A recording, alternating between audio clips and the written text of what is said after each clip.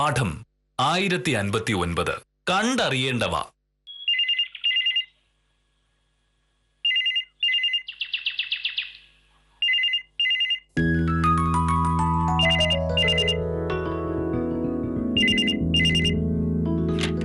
Hello, ആ വിദ്യ, എന്തായി? ആഹാ, എന്നിട്ട് എന്ത് പറഞ്ഞു? ഓ, പൈസയുടെ കാര്യം സംസാരിച്ചോ? 15,000 9,000. അത് കൂടുതലൊന്നുമല്ല. എനിക്ക് തോന്നുന്നു അത് ലാഭമാണെന്നാ. ശരി, ഞാൻ മോഹനേട്ടൻ്റെ അടുത്തൊന്ന് സംസാരിക്കട്ടെ. ബാക്കിയെല്ലാം ഓഫീസിൽ വന്നിട്ട് സംസാരിക്കാം. ഓക്കെ. മോഹനേട്ടാ, ഇവിടെ നിൽപ്പുണ്ടായിരുന്നോ? എന്താണ് 10,000 രൂപയുടെയും 50,000 രൂപയുടെയും കേസ് കിട്ടി തുടങ്ങിയോ? പറഞ്ഞാൽ ഞാനത് തീരെ പ്രതീക്ഷിച്ചിട്ടേ ഇല്ല. കേസിന്റെ കാര്യമൊന്നുമല്ല, പക്ഷേ ഇത് വേറൊരു ഭയങ്കര സംഭവ. ഇതിന് പക്ഷെ മോഹനേട്ടന്റെ സഹായം വേണ്ടി വരും. അതെ, വർഷം എത്രയായി ഞാൻ ഇങ്ങനെ ജൂനിയർ വക്കീലായിട്ട് ജോലി ചെയ്യുന്നേ. എന്നും ഇങ്ങനെ ആയ പോരല്ലോ. ഇപ്പൊ തന്നെ പ്രധാനപ്പെട്ട കേസുകളൊക്കെ വരുമ്പോ സദാനന്ദ സാർ എന്നെ ഏൽപ്പിക്കുന്നത്. എന്താ അതിനർത്ഥം? സാധാരണ വക്കീലിന് ജോലി അറിയില്ല. അങ്ങനെയല്ല, പ്രധാനപ്പെട്ട കേസുകളൊക്കെ കൈകാര്യം ചെയ്യാനുള്ള പക്വത എനിക്കായി എന്ന്. കഴിഞ്ഞൊരു ദിവസം സദാനന്ദ സാർ എന്നോട് പറഞ്ഞു, എന്നും ഇങ്ങനെ ജൂനിയർ ആയിട്ട് നടന്നാ മതിയോ സത്യഭാമേ, സ്വന്തമായിട്ട് കേസുകളൊക്കെ എടുക്കണ്ടേ എന്ന്. മോഹനേട്ടൻ അറിയാലോ, സദാനന്ദ സാറിന്റെ ഓഫീസിൽ ഇരുന്നുകൊണ്ട് ഞാൻ സ്വന്തമായിട്ട് കേസ് എടുക്കുന്നതൊന്നും ശരിയല്ലെന്ന്.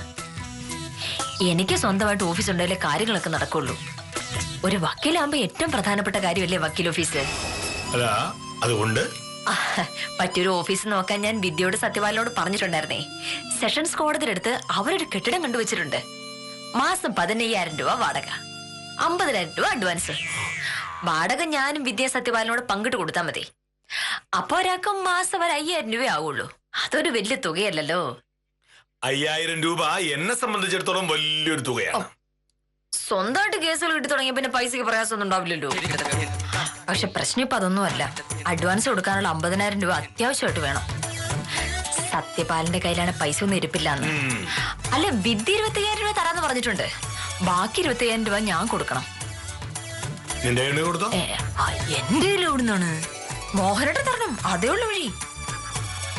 നിനക്ക് തോന്നും പോലെ ധൂർത്തടിക്കാനും ആളാകാനും വേണ്ടി ചെലവാക്കാൻ എന്റെ കയ്യിൽ നയാ പൈസയില്ല. അയ്യോ, എന്റെ കയ്യിൽ നിന്ന് പൈസ കിട്ടുമെന്ന് കരുതി നീ വക്കീൽ ഓഫീസ് തുടങ്ങാമെന്നും കരുതേ വേണ്ട. അല്ല, മോഹനേട്ടോ,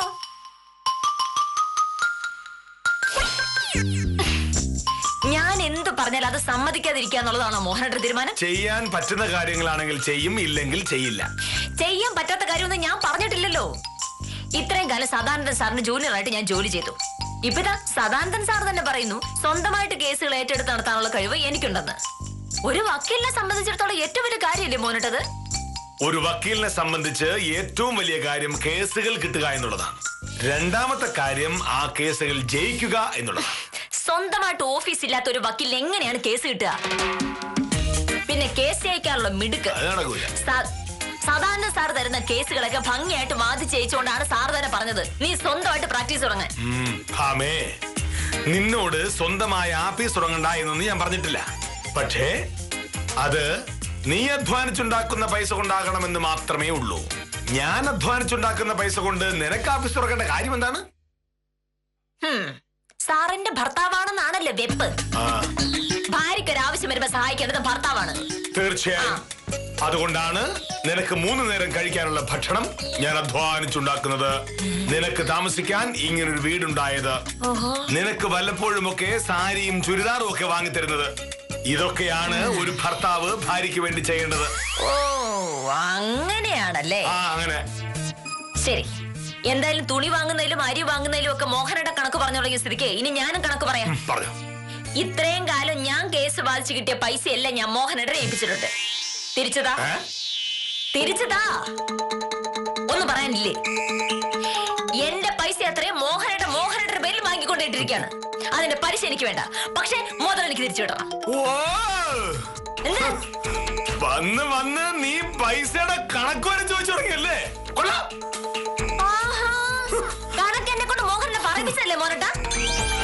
സാധാരണ നെല്ലെ ഭാര്യ വലിയ ആളായി കാണുമെന്ന് ഭർത്താവ് ആഗ്രഹിക്കും. ഞാൻ ഈ കാര്യം അങ്ങോട്ട് പറയുന്നതിന് പിന്നെ മോഹനേട്ടൻ രണ്ടാമത് ഇങ്ങോട്ട് പറയായിരുന്നു വേണ്ടത്. പക്ഷെ മോഹനോട് പറയൂല. ആ അതെനിക്കറിയാം. അത് കാശ് മടക്കാനുള്ള മടി കൊണ്ട് മാത്രമല്ല, ഒടുക്കത്തെ അസൂയ കൊണ്ടുമാണ്. ആ എന്തായാലും എനിക്ക് പൈസ കിട്ടിയേ പറ്റൂ. നാളെയോ മറ്റന്നാളോ കെട്ടിടത്തിന് അഡ്വാൻസ് കൊടുക്കണം. എനിക്ക് അന്നേരത്തേക്ക് പൈസ കിട്ടിയേ പറ്റൂ.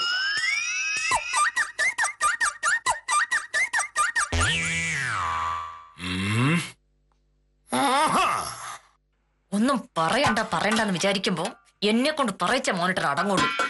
ആരോട് പറയാനാണ് ഇതൊക്കെ? നീ ആ പറഞ്ഞിട്ടൊന്നും എനിക്ക് മനസ്സിലായില്ല. ഏത് കാര്യമാണാവോ മനസ്സിലാവാ? എനിക്ക് അസൂയാണെന്ന് പറഞ്ഞിട്ട് വന്നത്. എന്താണാവോ അതിൽ ഇത്ര വലിയ സംശയം? സദാനന്ദ സാറിന് ജൂനിയർ ആയിട്ട് ജോലി ചെയ്തിട്ട് പോലും ഒരു നല്ല വക്കീൽ എന്നുള്ള പേര് എനിക്കുണ്ട്. അപ്പൊ പിന്നെ ഞാൻ സ്വന്തമായിട്ട് കേസ് എടുത്താലുള്ള അവസ്ഥ മോനോടൊന്ന് ആലോചിച്ച് നോക്കിയേ. എനിക്ക് കൂടുതൽ കേസ് കിട്ടും. കേസ് കിട്ടുമ്പോ കൂടുതൽ ഫീസും പേരും കിട്ടും.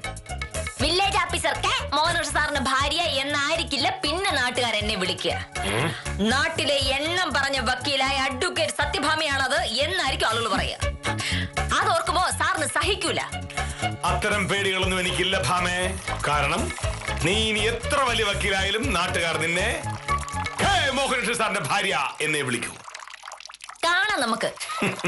പൈസ ഇപ്പൊ തരാൻ പറ്റുമെന്ന് പറ. പൈസ തരുന്ന പ്രശ്നമേ ഇല്ല. പൈസ തന്നേ പറ്റൂ. ഒരു വക്കീലിന്റെ ഏറ്റവും പ്രധാനപ്പെട്ട ആവശ്യമാണ് വക്കീൽ ഓഫീസ്. ജാമ്പോന്റെ കാലത്തുള്ള ആ കെട്ടിടത്തിരുന്ന് കരന്തീർത്ത് രസീത് കൊടുക്കുന്ന മോഹനേട്ടൻ അതൊന്നും പറഞ്ഞ് മനസ്സിലാവില്ല. വില്ലാഫീസിന് കെട്ടിടമില്ലെങ്കിൽ ആളുകൾ അന്വേഷിച്ചു വരും. അതുപോലെയല്ല ഞങ്ങളുടെ കാര്യം. വക്കീലിനും എടുക്കുണ്ടെങ്കിൽ ആഫീസില്ലെങ്കിലും ആള്. പക്ഷെ നിനക്ക് തന്നെ അറിയാം, നിന്റെ പേര് കേട്ടാൽ ഒരാളും വരില്ല. അപ്പൊ പിന്നെ വലിയൊരു ആഫീസ് ഉണ്ടാക്കി അതിന്റെ മുന്നിൽ ഒരു വലിയ ബോർഡും വെച്ച് ആളെ പിടിക്കുക. അതല്ലേ നിന്റെ ഉദ്ദേശം? അത് നടക്കില്ല. ആദ്യം നമ്മൾ നമ്മുടെ കഴിവ് തെളിയിക്കൂ. അത് കഴിഞ്ഞ് ആഫീസിന്റെ കാര്യം ആലോചിക്കൂ. ഉത്തമം വിളിക്കുന്നുണ്ട്. എന്നെ പറ്റി ആളുകൾ എന്താണ് പറയുന്നതെന്ന് ഉത്തമനെടുത്ത് പോയി ചോദിക്കാൻ. അപ്പൊ അറിയാലോ കാര്യങ്ങളൊക്കെ എങ്ങനെയാന്ന്. നമസ്കാരം വക്കീലെ. നമസ്കാരം. വക്കീൽ, ഒരു ഗംഭീര കോളുമായിട്ടാണ് ഞാൻ വന്നിരിക്കുന്നത്. എന്താണ്? നമ്മുടെ ടൈല് കമ്പനി നടത്തുന്ന സദാശിവ സാറിന്റെ ഒരു കേസ്. ഏതെങ്കിലും നല്ലൊരു വക്കീലിനെ കണ്ടുപിടിക്കണമെന്ന് സദാശിവ സാറ് മാനേജർ രായൻ ചേട്ടന്റെ അടുത്ത് പറഞ്ഞു. രായൻ ചേട്ടൻ ഉടനെ എന്നെ വിളിച്ചിട്ട് സത്യഭാമ വക്കീലിനൊന്ന് കാണണമല്ലോ ഉത്തമ എന്ന് പറഞ്ഞു. സംഭവം കേട്ട പാതി കേൾക്കാത്ത പാതി ഞാൻ ഓടിപ്പിടിച്ച് വന്നു. സാർ നമസ്കാരം. സാർ, അപ്പോ ഞാൻ തരക്കേടില്ലാത്ത ഒരു വക്കീലാണെന്ന് നാട്ടിൽ പല ആളുകൾക്ക് ഒരു അഭിപ്രായം ഉണ്ട് അല്ലേ ഉത്തമ? അതെന്തൊന്ന് ചോദ്യം വക്കീലെ? ഈ പ്രദേശത്ത് ഇത്രയും പേരുള്ള വേറൊരു വക്കീലുണ്ടോ? ഞാൻ മോസ്തി പറയണമെന്ന് വിചാരിക്കരുത്. സത്യഭാമ വക്കീലിന്റെ നാട്ടിൽ ഭയങ്കര അഭിപ്രായം. ഇപ്പൊ ഞാൻ സദാനന്ദ സാറിന് ജൂനിയർ ആയിട്ടാണല്ലോ പ്രാക്ടീസ് ചെയ്യുന്നേ. ഞാൻ അവിടെ നിന്ന് മാറി സ്വന്തമായിട്ടൊരു ആഫീസ് തുടങ്ങിയാൽ എങ്ങനെയുണ്ടാവും? എന്റെ വക്കീൽ ഈ കാര്യം ഞാൻ അങ്ങോട്ട് പറയാൻ വേണ്ടിയിരിക്കുകയാണ്. വക്കീൽ സ്വന്തമായിട്ടൊരു ആഫീസ് തുടങ്ങേണ്ട കാലം കഴിഞ്ഞു. അങ്ങനെ എങ്ങാനും ചെയ്തു കഴിഞ്ഞാ പിന്നെ സത്യഭാമ വക്കീലിന് വെച്ചടി കേറ്റമായിരിക്കൂലേ. സാറ് പോയാ അതിനിടയ്ക്ക്? സ്വന്തമായ ഒരു ആഫീസ് ഉണ്ടാവുമ്പോഴാണല്ലോ വക്കീലിനെ പറ്റി ആളുകൾക്ക് കൂടുതൽ മതിപ്പുണ്ടാവുന്നത്. വേറൊരു കാര്യം ഞാൻ പറയട്ടെ. വക്കീൽ സ്വന്തമായിട്ടൊരു ആഫീസ് തുടങ്ങി കഴിഞ്ഞാൽ പിന്നെ സദാനന്ദം വക്കീലിന്റെ അടുത്ത് ചെല്ലുന്നതിനേക്കാൾ കൂടുതൽ ആളുകൾ സത്യഭാമ വക്കീലിന്റെ അടുത്ത് വരും. ഇതൊക്കെ ഉത്തമനെ പോലെ ബുദ്ധിയുള്ള ആളുകൾക്ക് മനസ്സിലാവും. പക്ഷെ ബുദ്ധിയുണ്ടെന്ന് പുറമേ പറയുകയും ഭാവിക്കുകയും മാത്രം ചെയ്യുന്ന ചില ആളുകൾക്ക് അതൊന്നും പറഞ്ഞ തലേ കയറണം. അപ്പൊ ഉത്തമം കേട്ടോളൂ. ഓഫീസ് തുടങ്ങാനായി പുതിയൊരു കെട്ടിടം കണ്ടുപിടിച്ച് കഴിഞ്ഞു. എന്റെ പൊന്നെ, എനിക്ക് വയ്യ. പക്ഷെ അഡ്വാൻസ് കൊടുക്കാനുള്ള 25,000 രൂപ കടവായിട്ട് ചോദിച്ചപ്പോ മോഹനേഷ് സാറ് പറഞ്ഞു നടക്കൂലെന്ന്. പിശുക്കോ അസൂയയും അല്ലാതെ എന്താണ്? 25,000 രൂപ ഞാൻ തന്നു എന്ന് കരുതുക. വിദ്യാലക്ഷ്മിയുടെ 25,000 രൂപ കൂട്ടി നിങ്ങൾ അഡ്വാൻസ് കൊടുത്ത് ആഫീസ് തുറക്കുന്നു. അത് കഴിയുമ്പോ കക്ഷികളൊന്നും വന്നില്ല എങ്കിലോ? കേസ് കിട്ടിയില്ല എങ്കിൽ മാസാമാസം നീ എവിടെ നിന്നെടുത്ത് വാടക കൊടുക്കും? അപ്പോ നീ വാടക കൊടുക്കാനായി പൈസയ്ക്ക് വേണ്ടി എന്റെ അടുത്ത് വരും. അതായത് ഞാൻ ജോലി ചെയ്തുണ്ടാക്കിയ കാശ് കൊണ്ട് നിന്റെ ആഫീസിന് ഞാൻ വാടക കൊടുക്കേണ്ടതായിട്ട് വരും. എനിക്ക് കേസ് കിട്ടില്ലെന്ന് ആരാ മോഹനോട് പറഞ്ഞത്? കിട്ടും. ഇപ്പൊ തന്നെ ഉത്തമ കേസുമായിട്ടല്ലേ വന്നത്. എന്തായാലും ഇങ്ങനൊരു അപകടം പിടിച്ച ഇടപാടും ഞാനില്ല. ഒരു ആഫീസ് തുടങ്ങിയാൽ വാടക കൊടുക്കാനുള്ള കാശെങ്കിലും കൃത്യമായി കിട്ടിത്തുടങ്ങുന്ന സമയത്ത് ആഫീസ് തുടങ്ങിയാൽ മതി. ശരി, എനിക്ക് സാറിന്റെ സഹായം വേണ്ട. തീർന്നല്ലോ പ്രശ്നം. ഉത്തമ, എവിടുന്നെങ്കിലും ഒരു 25,000 രൂപ എനിക്ക് കടം വാങ്ങിച്ചു തരണം. പലിശ ഞാൻ കൊടുത്തോളാം. ആഹാ, എന്തായാലും ഈ കാര്യത്തിൽ രണ്ടിനൊന്നും അറിഞ്ഞിട്ടുണ്ട് ബാക്കി കാര്യം. അല്ല സാറേ, അതെ, ഒരു വക്കീലാകുമ്പോ സ്വന്തമായിട്ടൊരു ആഫീസ് ഉണ്ടാക്കുന്നൊക്കെ ഒരു അന്തസ്സല്ലേ? ഞാൻ പറഞ്ഞല്ലോ, അവൾക്ക് അതിനൊക്കെ കേസ് കിട്ടി തുടങ്ങുമ്പോ നമുക്ക് ആലോചിക്കാം. അതിനു മുൻപ് ആഫീസ് തുടങ്ങുന്നതിന് വേണ്ടി ഉത്തമൻ ആരുടെയെങ്കിലും കയ്യിൽ നിന്ന് കാശ് കടം വാങ്ങി അവൾ കൊണ്ടു കൊടുത്തെന്ന് ഞാൻ അറിഞ്ഞാൽ പിന്നെ ഉത്തമനെ ഈ പാടി ചവിട്ടിക്കൂല. എനിക്കതറിയാം സാറേ, നന്നായിട്ട് അറിയാം. ഭാമയെ എങ്ങനെയാണ് കൈകാര്യം ചെയ്യേണ്ടതെന്ന് എനിക്കറിയാം.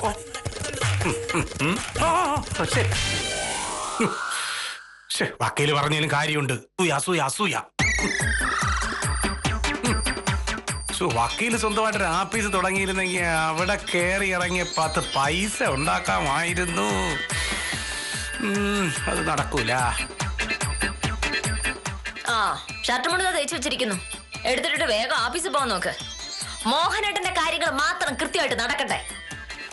നീ ഇങ്ങനെ ദേഷ്യപ്പെടാൻ മാത്രം ഇവിടെ ഒന്നും ഉണ്ടായില്ലല്ലോ. ഞാൻ പറഞ്ഞ കാര്യത്തെക്കുറിച്ച് പ്രായോഗികമായി ചിന്തിക്കാത്തത് കൊണ്ടാണ് നിനക്ക് ഇങ്ങനെയൊക്കെ തോന്നുന്നത്. എന്ത് പ്രായോഗികം എന്നാണ് മോഹനേട്ട? ഒരു വക്കീലിന് സ്വന്തമായിട്ട് ഓഫീസ് വേണമെന്ന് പറയുന്നത് എങ്ങനെയാണ് പ്രായോഗികമല്ലാത്ത കാര്യമാകുന്നത്? ഭാമേ, ഞാൻ പറയുന്നത് നീ ശ്രദ്ധിച്ച് കേൾക്കണം. നീയും വിദ്യാലക്ഷ്മിയും കൂടി 50,000 രൂപ മുടക്കി ആഫീസ് തുടങ്ങും. അത് കഴിഞ്ഞ് നിങ്ങൾ രണ്ടുപേരും പിന്നെ ആ സത്യപാലനും കൂടി മാസം 5,000 രൂപ വീതം 15,000 രൂപ വാടക കൊടുക്കുന്നു. ഇതാണല്ലോ നിങ്ങളുടെ കണക്ക്. ഒരു പക്ഷേ, ഞാനൊരു സംശയം പറയുന്നതേ ഉള്ളൂ, ഒരു പക്ഷേ നിങ്ങൾ ഉദ്ദേശിക്കുന്നത് പോലെ കേസുകളൊന്നും കിട്ടുന്നില്ല എന്ന് കരുതുക. എങ്ങനെ വാടക കൊടുക്കും? കേസ് കിട്ടുമെന്ന് ഞാൻ പറഞ്ഞല്ലോ. കിട്ടിയില്ലെങ്കിലോ? അല്ല, അങ്ങനെ ഒരു സാധ്യതയല്ലേ? ഇപ്പൊ ഉത്തമം വന്ന് എന്തിനാണെന്ന് മോഹനേട്ടർ മനസ്സിലായല്ലോ. സദാശിവൻ സാറിനെ പോലെ ഒരു വലിയ കക്ഷിയുടെ കേസുമായിട്ടാണ് ഉത്തമം വന്നത്. എനിക്ക് കേസുകൾ കിട്ടുന്നുള്ള കാര്യത്തിൽ ഇനി എന്താണ് മോഹനേട്ടർ സംശയം? സമ്മതിച്ചു. ഉത്തമൻ ഒരു കേസുമായി വന്നു. ആ കേസിലെ കക്ഷി കേമനുമാണ്. പക്ഷേ നീ ഓർക്കേണ്ട വേറൊരു കാര്യമുണ്ട്.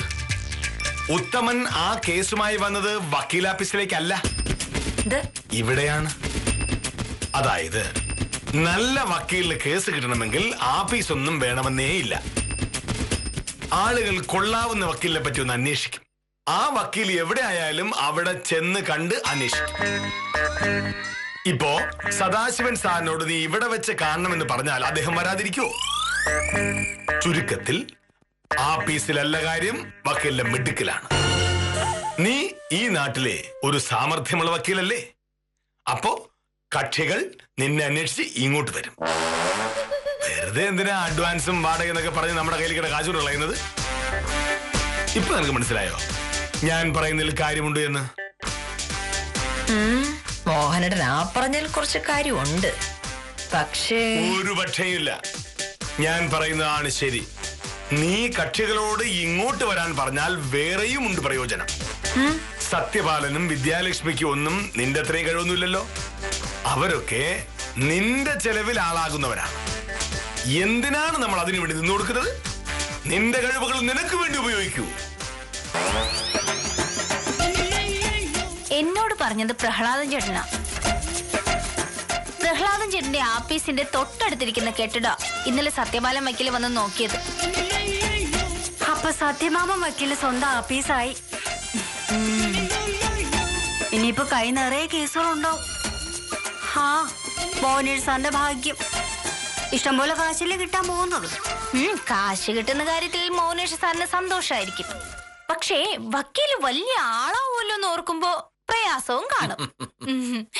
നമുക്കറിയാത്ത ആളൊന്നും അല്ലല്ലോ മോഹനേഷ് സാറ്.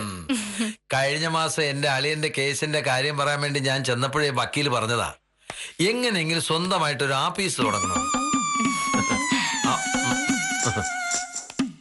നമസ്കാരം സാർ. നമസ്കാരം. എന്താണ് ചർച്ച? വക്കീല് പുതിയ ആഫീസ് തുടങ്ങാണെന്ന് അറിഞ്ഞല്ലോ. അത് നന്നായി സാറേ. കാഞ്ചനോട് ആര് പറഞ്ഞു? പ്രഹ്ലാദൻ ചേട്ടൻ. പ്രഹ്ലാദൻ ചേട്ടന്റെ ആഫീസിന്റെ തൊട്ടടുത്തുള്ള കെട്ടിടത്തിലാ വക്കീലിന്റെ പുതിയ ആഫീസ്. പ്രഹ്ലാദൻ ചേട്ടൻ പറയാ ഇനി കേസ് വല്ലതും വന്നാ വക്കീലിനെ അന്വേഷിച്ച് ദൂരെയൊന്നും പോകണ്ടല്ലോ എന്ന്. എന്തായാലും നന്നായി സാറേ. വക്കീലിനെ പോലെ പേരെടുത്ത വക്കീലന്മാർക്ക് സ്വന്തമായിട്ട് ആഫീസിൽ ഇരുന്നാലേ ഒരു വിലയുള്ളൂ. എന്തിനാ വക്കീൽ സാധാരണ വക്കീലിന്റെ ആഫീസിലിരുന്ന് ഭാവി കളയുന്നേ? സാറ് ഭാഗ്യം ചെയ്ത ആളാ. വക്കീൽ ഇപ്പൊ തന്നെ ഇഷ്ടം പോലെ കാശുണ്ടാക്കും. ഇനി സ്വന്തം ആഫീസും കേസും ഒക്കെ ആവുമ്പോ കാശിന്റെ പെരുന്നാളായിരിക്കും. ഹാ, അതിനൊക്കെ ഒരു യോഗം വേണം.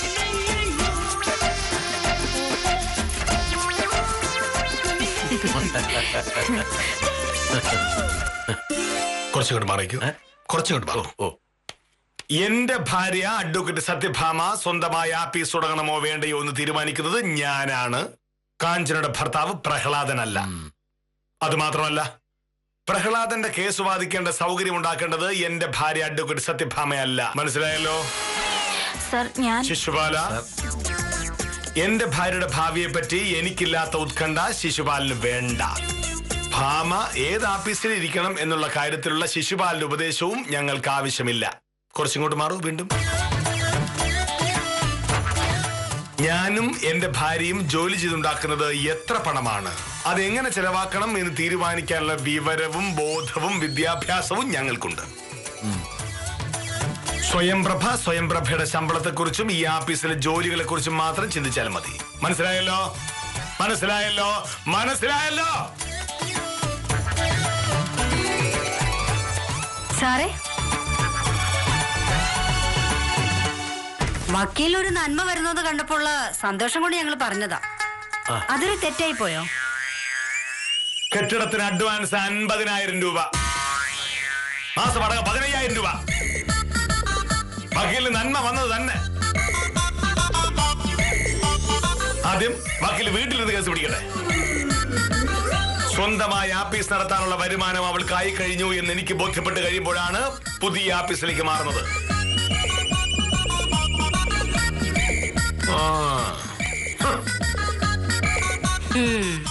അപ്പൊ അതാണ് കാര്യം. കാശ് ചെലവാക്കുള്ള മടി കൊണ്ടാണ് സാർ ആ ന്യായമൊക്കെ പറഞ്ഞത്.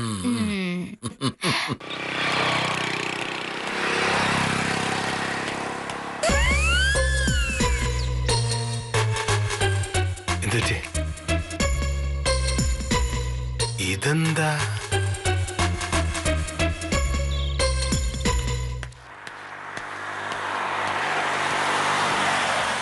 ആരാ? വക്കീലിനെ ഒന്ന് കാണാൻ വന്നതാ. ഒരുപാട് പേരുണ്ട്. വക്കീൽ വെയിറ്റ് ചെയ്യാൻ പറഞ്ഞു. വക്കീലിനെ കാണാൻ വന്നതാണോ? അതെ, ഞാൻ 4 മണിക്ക് വന്നതാ. ഞാൻ കണ്ടിട്ട് ചേട്ടൻ കണ്ടാ മതി. അതെവിടുത്തെ മര്യാദയാ? ചേട്ടപ്പം വന്നതല്ലേ ഉള്ളൂ. വക്കീലിനെ കാണണമെങ്കിൽ നേരത്തെ വരണമായിരുന്നു.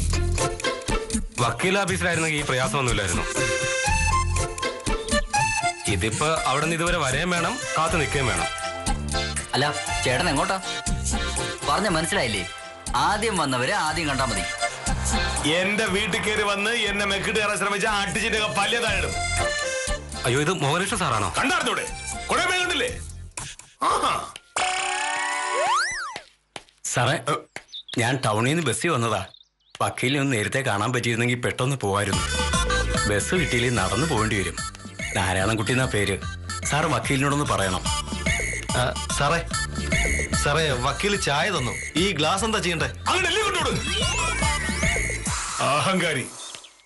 ഇതെന്ത് പട്ട്?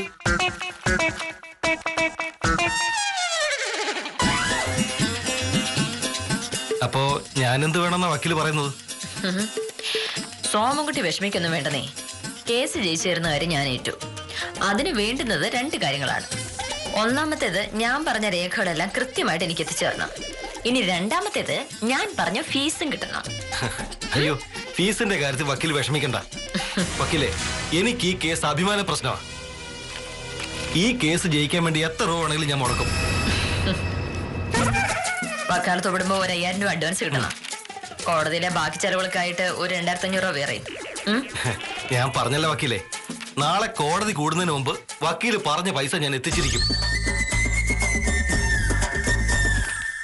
ആഹാ, മോഹനേട്ടൻ എത്തിയായിരുന്നോ? സോമൻകുട്ടി, ഇത് മോഹനേട്ടൻ, വില്ലേജ് ഓഫീസർ. എവിടുത്തെ? തഹസീൽദാർ പറഞ്ഞിട്ടുണ്ട് ഇദ്ദേഹത്തെ പറ്റി. എനിക്ക് പരിചയപ്പെടേണ്ടി വന്നിട്ടില്ല. വില്ലേജ് ഓഫീസിലേക്കൊന്നും ഞാൻ വരാറില്ല. എന്തെങ്കിലും ആവശ്യം വന്നാൽ ജോലിക്കാരെ ആരെങ്കിലും പറഞ്ഞുവിടും. മോഹനേട്ടാ, സദാനന്ദൻ സാറിന്റെ ഓഫീസിൽ നിന്ന് പിരിയാൻ തീരുമാനിച്ച വിവരം എല്ലാ ആളുകളും അറിഞ്ഞേ. വേറെ ഓഫീസില്ലാത്തതുകൊണ്ട് എല്ലാവരും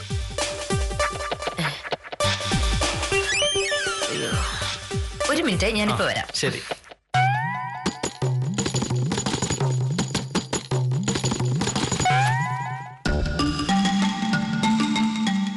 എന്താണ് നിന്റെ ഉദ്ദേശം? എന്താ മോനേട്ടാ? ഈ നാട്ടിലുള്ള സകല ആൾക്കാരെ ഇങ്ങോട്ട് വിളിച്ചു വരുത്തിരിക്കുന്നത് എന്തിനാണെന്ന്? മോഹനേട്ടൻ തന്നെയല്ലേ രാവിലെ പറഞ്ഞത്, വക്കീലിന് കഴിവുണ്ടെങ്കിൽ കക്ഷികൾ വക്കീലിനെ അന്വേഷിച്ച് വീട്ടിലേക്ക് വരും, വെറുതെ ഓഫീസിൽ തുറന്നു വെച്ച് കാശ് വെറുതെ കളയണ്ടെന്ന്. ഇന്ന് വിളിച്ച കക്ഷികളോടൊക്കെ ഞാൻ പറഞ്ഞു ഞാൻ വീട്ടിലുണ്ടാവും, ഉച്ച കഴിഞ്ഞ് നേരെ വീട്ടിലേക്ക് പോന്നാ മതി. ഇന്ന് രാവിലെ 10 മണിക്ക് ഇവിടെ നിന്ന് ഇറങ്ങിയാലേ 10:30 ആകുമ്പോഴേക്കും എനിക്ക് കോടതിയിൽ എത്താൻ പറ്റുള്ളൂ. കോടതിയിലെ കേസൊക്കെ തീരുമ്പോൾ 4 മണിയെങ്കിലും ആവും. അപ്പൊ പിന്നെ കക്ഷികളോടൊക്കെ രാവിലെ 10 മണിക്ക് മുന്നേ വൈകിട്ട് 5 മണിക്ക് ശേഷം വരാനല്ലേ എനിക്ക് പറയാൻ പറ്റുള്ളൂ. രാവിലെ 6 മണിയാകുമ്പോ തൊട്ടേ കക്ഷികൾ വന്നു തുടങ്ങും. അതിനിടയിൽ മോഹനേട്ടൻ ചായ ഉണ്ടാക്കലും ഷർട്ടും മുണ്ടും തേക്കലും ഒക്കെയാണ് ഇനി വലിയ പാടാവാൻ പോകുന്നത്. ഇന്ന് വന്ന ആളുകൾ തന്നെ മോഹനേട്ടൻ കണ്ടില്ലേ? എല്ലാവരുടെയും കാര്യങ്ങൾ കേട്ട് കഴിയുമ്പോ എന്തായാലും രാത്രി ഒരു 9 മണിയെങ്കിലും ആവും. കഴിക്കാനുണ്ടാക്കുന്നൊക്കെ അത് കഴിഞ്ഞിട്ടേ നടക്കുള്ളൂ. അയ്യോ, സോമൻകുട്ടി അവിടെ ഇരിക്ക. എന്താ? ഞാൻ ചോദിച്ചതിന് മറുപടി പറഞ്ഞില്ല. എന്ത് ചോദ്യം? എന്താണ്? ഞാൻ പറഞ്ഞില്ലേ, കേസ് വീട്ടിൽ കേൾക്കാൻ തുടങ്ങി. ഇതേ വഴിയുള്ള മോഹനേട്ടാ, വേറെ എന്ത് ചെയ്യാൻ പറ്റും? വരുന്ന ആളുകളൊക്കെ ഓരോരോ തരക്കാരായിരിക്കും. പലർക്കും മോഹനേട്ടനെ അറിയും കൂടി ഉണ്ടാവില്ല. അങ്ങനെ പല വിധത്തിലുള്ള പ്രശ്നങ്ങൾ ഉണ്ടാവും. അതുകൊണ്ടാണ് ഞാൻ പറഞ്ഞത് കേസുള്ള വക്കീലന്മാർക്ക് സ്വന്തമായിട്ട് ഒരു ഓഫീസ് ഉണ്ടാവണം എന്ന്. അതിന് 50,000 രൂപയായിരുന്നു. 25,000 രൂപ വിധി കൊടുക്കും, ബാക്കി കൊടുത്താൽ മതിയായിരുന്നു. കാര്യമായിട്ടാണ് പറഞ്ഞത്. എനിക്ക് ചായ കിട്ടൂ? ഞാൻ സോമൻകുട്ടി ഒന്ന് പറഞ്ഞോട്ട് വരാമേ. വേണ്ട, മോഹനേട്ടന് ചായ എടുക്കുന്നത് വരെ സോമൻകുട്ടി അതാണ്. ചില കാര്യങ്ങൾ പറഞ്ഞാൽ മനസ്സിലാവില്ല, ഇങ്ങനെ കണ്ടും അനുഭവിച്ചും തന്നെ ബോധ്യം വരണം. എന്തായാലും കാശ് മുടക്കാതെ കാര്യങ്ങൾ നേടാമെന്ന പരിപാടി എപ്പോഴും നടക്കില്ല എന്ന് വില്ലേജ് ഓഫീസർക്ക് ബോധ്യമായതിൽ സന്തോഷം രേഖപ്പെടുത്തി ഇന്നത്തേക്ക് വിടാം. കാര്യം നിസാരം തുടരുന്നു.